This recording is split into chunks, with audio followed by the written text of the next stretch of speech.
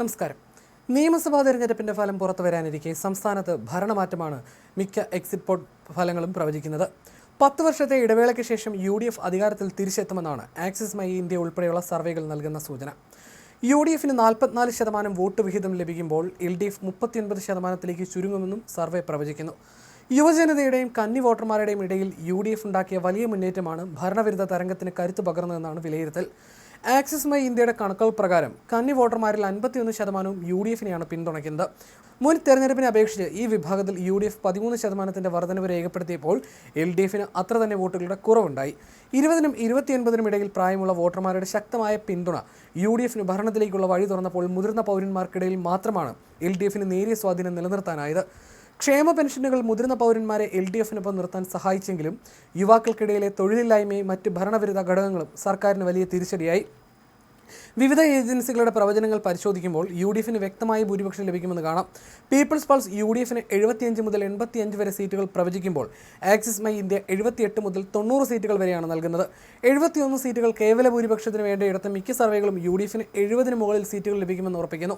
ഭരണ തുടർച്ച പ്രതീക്ഷിക്കുന്ന LDFന് 49 മുതൽ 68 വരെ സീറ്റുകൾ മാത്രമേ ലഭിക്കൂ എന്നാണ് പ്രവചനം. NDA ആകട്ടെ 1 മുതൽ 5 സീറ്റ് വരെ നേടിയേക്കുമെന്നും സർവേകൾ സൂചിപ്പിക്കുന്നു. ശക്തമായ ത്രികോണ മത്സരം നടന്ന മണ്ഡലങ്ങളിൽ BJP വോട്ട് വിഹിതം 14% ഉയർത്തുമെന്നാണ് സൂചന. വികസന തുടർച്ച എന്ന LDFന്റെ പ്രചാരണത്തെക്കാൾ ഭരണമാറ്റം എന്ന UDFന്റെ ആഹ്വാനത്തിനാണ് ജനങ്ങൾ മുൻഗണന നൽകിയതെന്ന് എക്സിറ്റ് പോൾ ഫലങ്ങൾ ശരിവെക്കുന്നു. വോട്ടിംഗ് ശതമാനത്തിലെ ഈ 5% വ്യത്യാസം നിയമസഭയിലെ സീറ്റുകളിൽ വലിയ പ്രതിഫലനമുണ്ടാക്കും. മെയ് 4 വോട്ടെണ്ണൽ നടക്കുമ്പോൾ ഈ പ്രവചനങ്ങൾ എത്രത്തോളം യാഥാർത്ഥ്യമാകുമെന്ന് വ്യക്തമാകും. എങ്കിലും കന്നി വോട്ടർമാരും യുവതലമുറയും UDFിൽ അർപ്പിച്ച വിശ്വാസം കേരള രാഷ്ട്രീയത്തിൽ പുതിയൊരു ദിശമാറ്റത്തിന് വഴി തെളിയിക്കുമെന്ന പ്രതീക്ഷയിലാണ് രാഷ്ട്രീയ നിരീക്ഷകരും കോൺഗ്രസ് പ്രവർത്തകരും. വിവിധ എക്സിറ്റ് പോൾ ഫലങ്ങളിലെ സൂചനകൾ ഇങ്ങനെയാണ്. ആക്സിസ് മൈ ഇന്ത്യ UDFന് 78 മുതൽ 90 വരെ, LDFന് 49 മുതൽ 62 വരെ, NDA പരമാവധി 3 സീറ്റുകൾ വരെ നേടുമെന്നും പ്രവചിക്കുന്നു. CNN News 18 സർവേയിൽ UDFന് 70 മുതൽ 80 സീറ്റുകൾ വരെ, LDFന് 58 മുതൽ 68 വരെ, NDAക്ക് 4 സീറ്റുകളും പ്രവചിക്കുന്നു.